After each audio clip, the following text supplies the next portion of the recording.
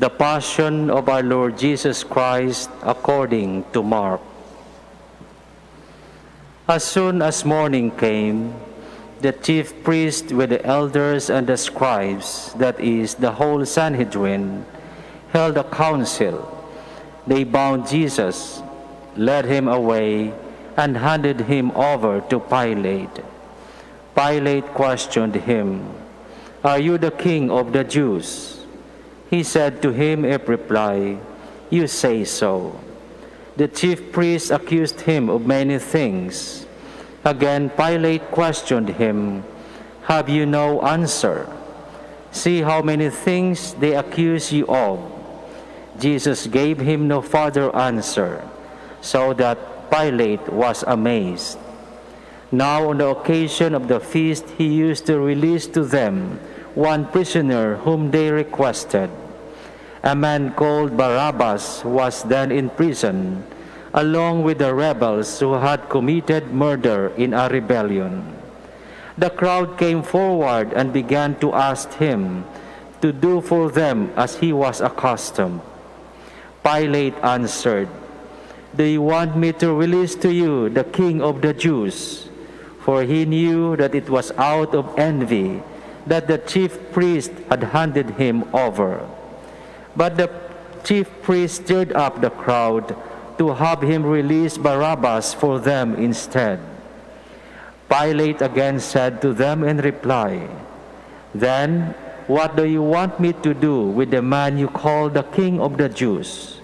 They shouted again, "Crucify him." Pilate said to them, "Why? What evil has he done?" They only shouted the louder, "Crucify him."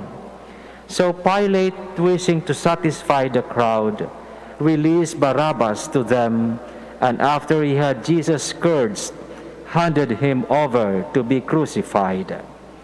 The soldiers led him away inside the palace, that is, the Praetorium, and assembled the whole cohort.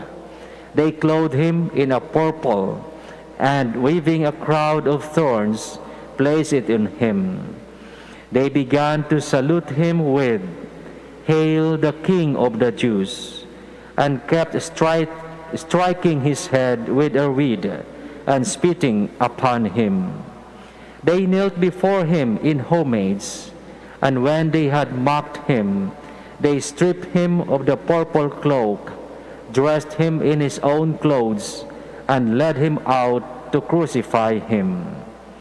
They pressed into service a passerby, Simon, a Cyrenian, who was coming in from the country, the father of Alexander and Rufus, to carry his cross. They brought him to the place of Golgotha, which is translated place of the skull. They gave him wine drugged with myrrh, but he did not take it. Then they crucified him and divided his garments by casting lots for them to see what each should take. It was 9 o'clock in the morning when they crucified him. The inscription of the charge against him read, "The King of the Jews." With them they crucified two revolutionaries, one on his right and one on his left. Those passing by reviled him, shaking their heads and saying, "Aha, you who would destroy the temple and rebuild it in 3 days, save yourself by coming down from the cross."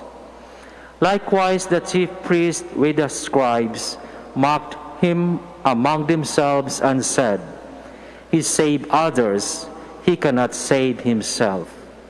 Let the Christ, the King of Israel, come down now from the cross, that we may see and believe." Those who were crucified with him also kept abusing him. At noon, darkness came over the whole land until 3 in the afternoon.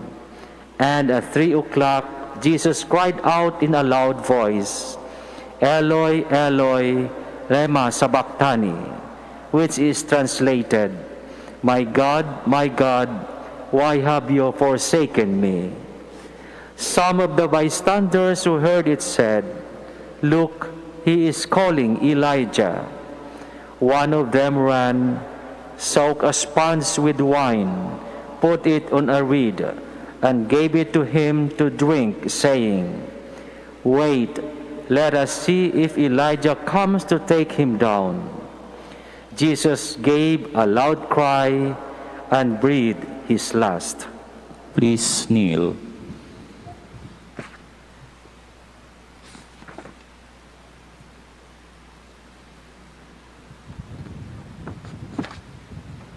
Please stand. The veil in the sanctuary was torn into two form, top to bottom.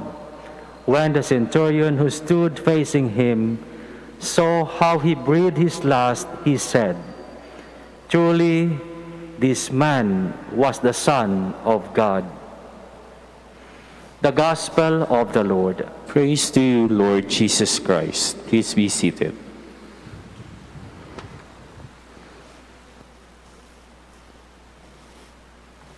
Atin ang ipinagdiriwang ang linggo ng Palaspas, ang Palm Sunday, na siyang hudyat ng ating pagsisimula sa Semana Santa.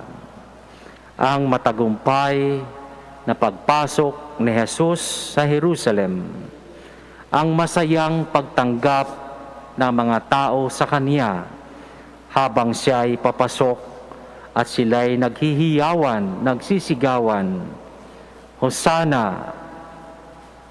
Masaya ang lahat, tinanggap si Jesus.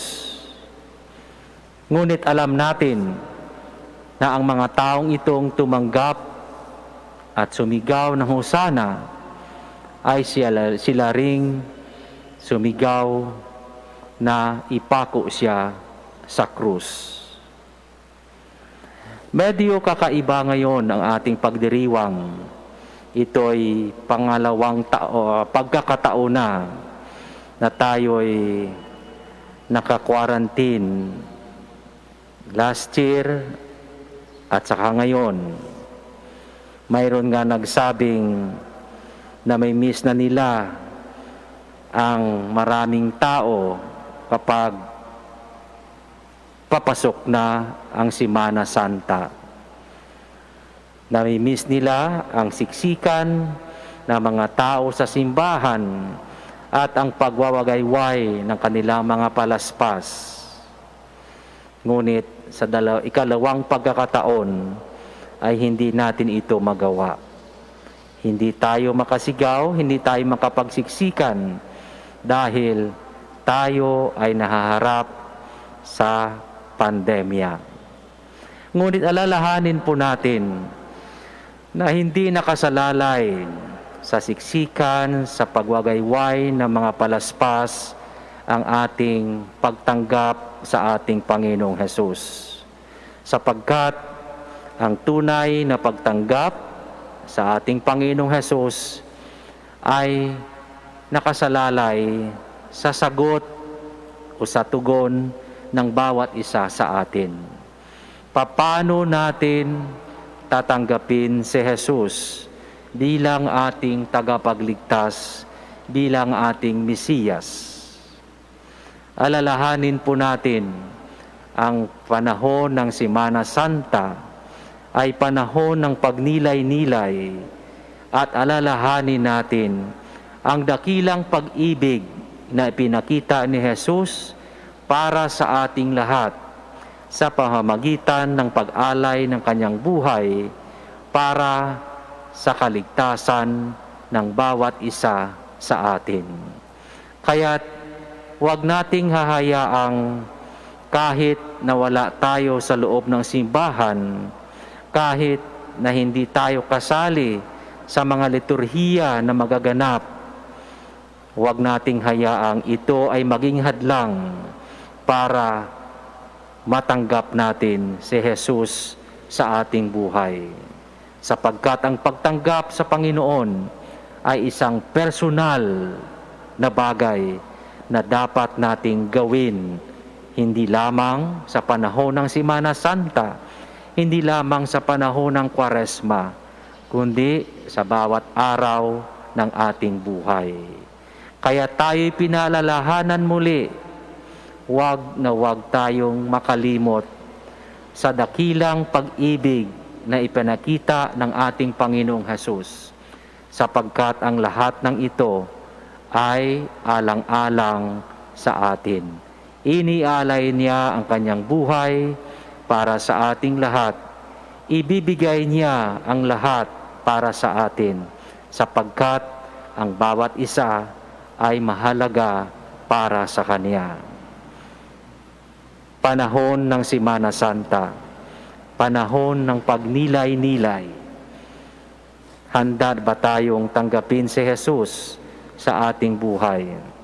Kahit tayo nanonood sa ating mga live streaming, kahit tayo na sa ating mga tahanan at hindi makakapunta sa mga simbahan, tanggapin natin si Jesus sa pamamagitan ng pagpapakabuti at paggawa ng mabuti sa ating kapwa. Sa ganitong paraan ay ating maibsan ang ating mga kasalanan at ating matanggap si Jesus sa ating buhay na tunay nating tagapagligtas na nag-alay ng sariling buhay para sa ating lahat.